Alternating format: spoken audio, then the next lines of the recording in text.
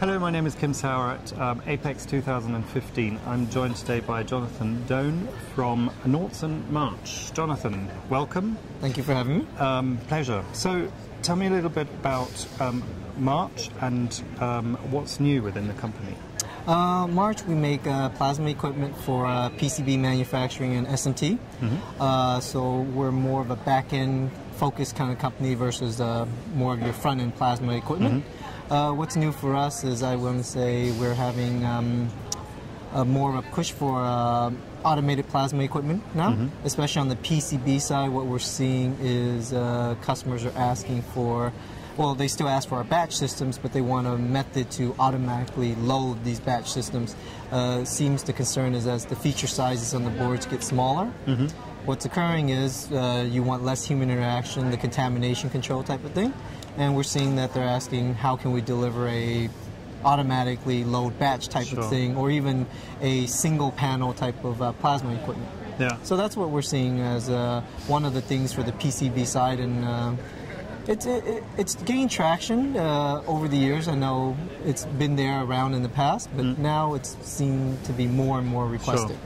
Automation is something that a lot of customers are requiring for all sorts of reasons, and some industries require it more than others. So what sort of industries are we talking about that particularly are driving this development? I would say it's more on the flexible side. Yeah. So the flexible PCB industry, that, and well, with your portable electronics would be a good example. Okay. So all these flexible panels that are used to make all the flexible circuits inside, say, your smartphones or your wearables, your tablets, that's where they're wanting the automation more, because these circuits are much tinier than your traditional boards that you would get in, say, a refrigerator or a washer and dryer.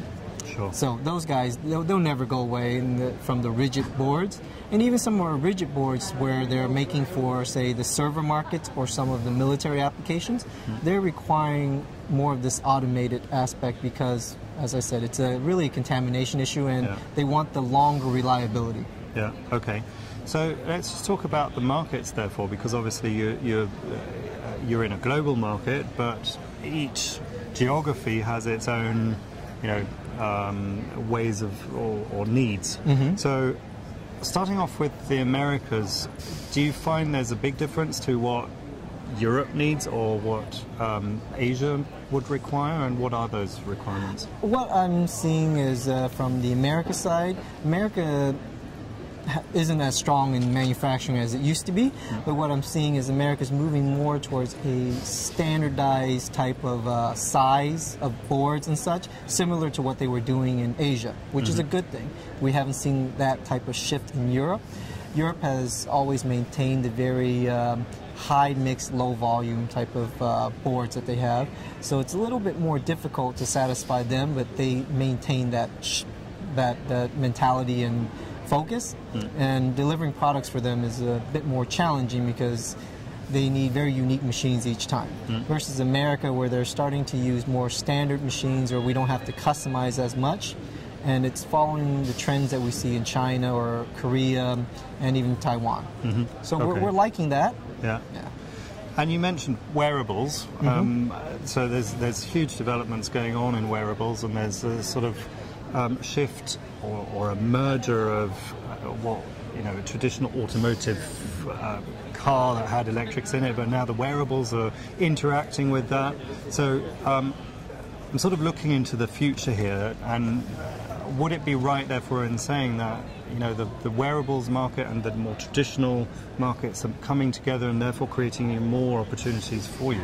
It is, and that's what we're seeing is as technology becomes more wearable, we're seeing more and more people adopt plasma and some of the benefits of it. So with wearables, and even as you were saying with the automotive, you're in a totally different environment than your traditional electronics that kind of sit in one place.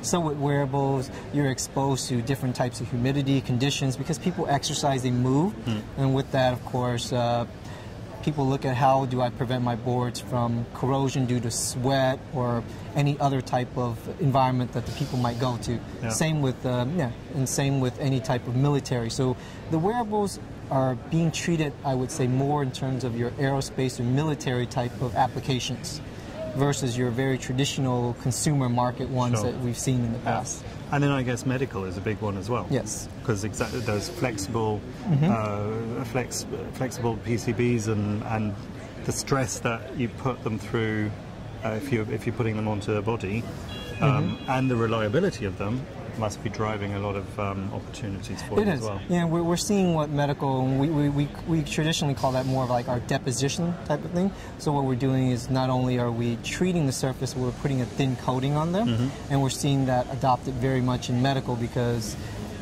as you know, certain electronic devices are not very compatible with our human body. So you need some type of coating on there to protect that. From exposing to your body, and that's what we're seeing from the medical side. Okay, so an optimistic future, therefore. Yeah, I would say definitely the last year has been good, and this year we're predicting it'll be better than last. And we're not seeing any problems in the coming future. Great. Well, it was great meeting you. Thank you very much for talking to us and taking your time out of the busy show schedule. Look forward to catching up with you somewhere in the world on your developments. Thanks again for having me. Thank you.